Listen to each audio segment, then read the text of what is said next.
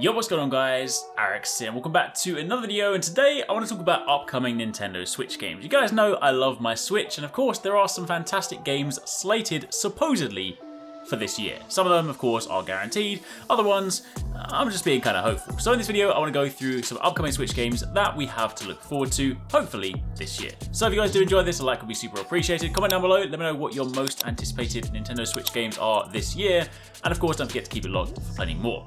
Of course, the first one is Pokemon Scarlet and Violet. Slated for holiday 2022, this one kind of came out of nowhere, and it is not the sort of game that I expected would be launching this soon, especially off the back of the fact that we had Arceus at the beginning of this year, but I am not complaining.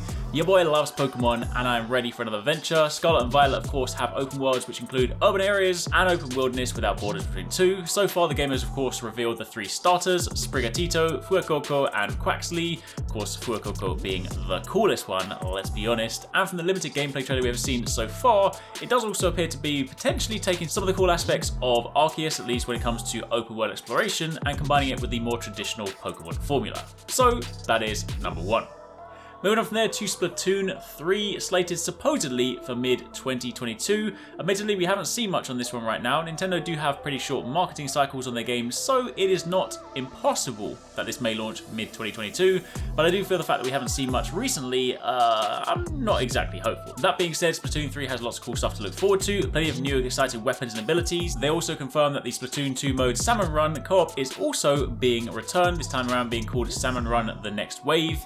The main hub of Splatoon this time around is called Splatsville, which of course is nicknamed the City of Chaos, which will be located outside the usual location of Inkopolis. The story will also revolve around the return of the Mammalians, but if you guys like Splatoon and you like splashing paint everywhere with some fancy weapons and some gadgets, then this is going to be more of what you love. Moving on from there, we have Bayonetta 3, still TBC. This game, honestly, I feel like I've been waiting for this for such a long time. Then we got a new trailer which looked hella awesome, with elements of just combining Godzilla-esque monster battles, demon battles, some crazy new moves, but still, I'm not sure when this is coming out. But of course, if you have played the original Bayonettas, you will of course know it for some of the fantastic moment-to-moment gameplay, fantastic combos, insane over-the-top abilities, and this one again sees Bayonetta summoning giant creatures and controlling them to attack other giant enemies, even riding them across skyscrapers in pursuit of monsters. So this, in true Platinum fashion, is set to be wacky, wild, and over the top, and this is supposedly coming out this year.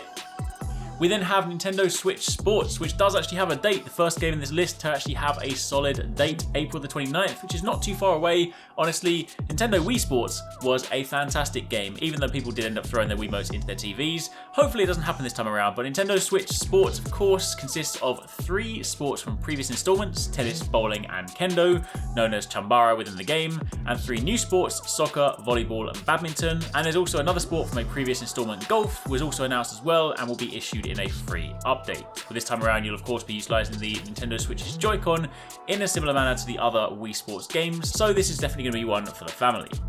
We then have Advance Wars Reboot Camp. Of course, Advance Wars 1 and 2 Reboot Camp is a remake of Advance Wars and Advance Wars 2 Black Hole Rising, and the 5th game in the Advance Wars series of games. It's the first Advance Wars game to release on the Nintendo Switch platform, and in a departure from previous installments, it's produced by developer WayForward. The key difference between Reboot Camp and the original games is the new art style, re-recorded soundtrack, and the use of 3D graphics.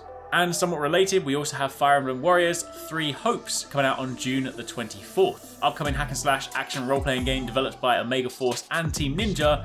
This of course is published by Nintendo. This is the second collaboration between Koei Tecmo's Warriors franchise and Nintendo and Intelligent Systems' Fire Emblem series, following of course Fire Emblem Warriors in 2017. And this one is set in the world of Fire Emblem 3 Houses. We then have Hollow Knight Silksong. Let's be honest, this is probably not coming out this year. I really hope this game is happening. Like, honestly, they've been quiet for such a long time. I feel like maybe E3, could this be the time? Of course, Silksong is a 2D Metroidvania action-adventure game which takes place in the Haunted Kingdom inhabited by bugs. If you guys played the original one, it is a fantastic title. If you haven't played it, you definitely need to. And Silksong has gameplay that is largely speaking similar to that of its predecessor, with, of course, an increased emphasis on speed. The player controls Hornet this time around, an insectoid creature who wields a needle to combat enemies, and during her adventure, she encounters many hostile creatures. Silksong will also feature a quest system, with characters asking Hornet to fulfill certain requests. The quest system is broken up into at least 4 sections: Hunt, Gather, Wayfarer, and Grand Hunt. And in a feature new to Silksong, Hornet will also be able to craft weapons, tools, and traps from gathered materials.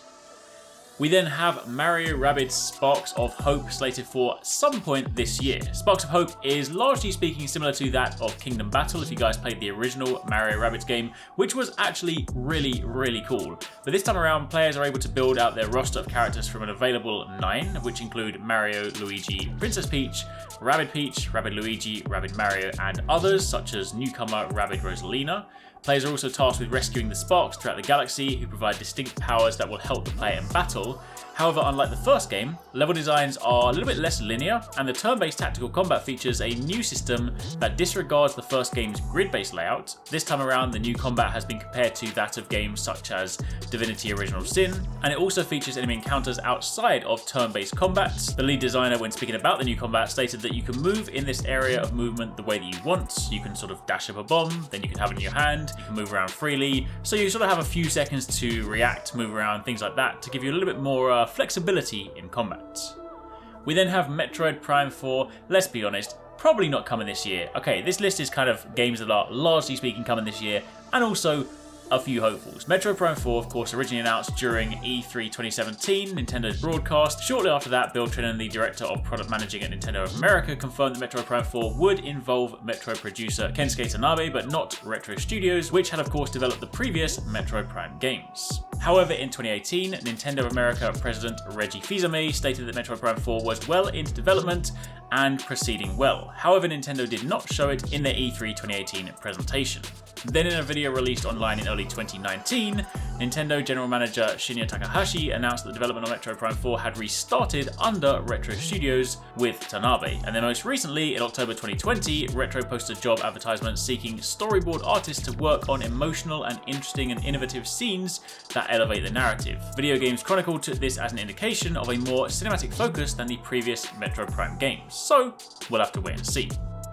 We then have Mario Strikers Battle League Football on June the 10th, which of course is a return of Mario Strikers. The game shies away from realism in favour of chaotic, over-the-top gameplay. The game maintains the premise of the sport, where players of course manoeuvre around the field in the efforts to pass and shoot a ball into the goal to score points, but this time around of course there are so many more components. The game takes many liberties with the sports, aggressive tackles and attacks are completely allowed, there are also items for the opposing teams, and of course you can also get body armour and other things to spec out your characters. Banana peels can be placed in the field and characters will slip on them, shells can be used and shot at characters to temporarily knock them over. It's basically going to be chaos and crazy, but that's what you like about Mario Strikers.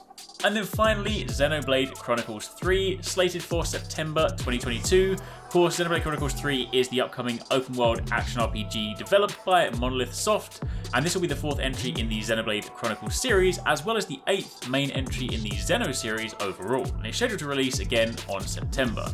Number 3 will feature a narrative centered on a new cast of characters depicting the respective futures of the worlds featured in XENOBLADE Chronicles and Chronicles 2. And then of course, finally on the list, had to save the best one till last. Your boy is a massive Zelda fan. Breath of the Wild 2. Breath of the Wild 1 was of course a fantastic title, and number 2 promises to take things up to a whole new level. We still have many more details we have yet to learn, but of course from the original trailers we see some interesting new abilities. Link seemingly warping through solid objects, rewinding time, of course the interesting tattooed Link potentially hinting at possible timeline alterations. Honestly, there's so much speculation, so little actual information right now, but Breath of the Wild 2 is, without question, my number 1 most anticipated game, so I cannot wait to see what they do. But anyway, there you have it. There's a list of upcoming Nintendo Switch games, hopefully for this year or a little bit further out. So let me know in the comments down below which ones you guys are most looking forward to. Let me know if there are any more that we didn't mention that you think should be on this list. If you missed our most recent upload, be sure to check out this one, and don't forget to stay tuned on the channel for plenty more.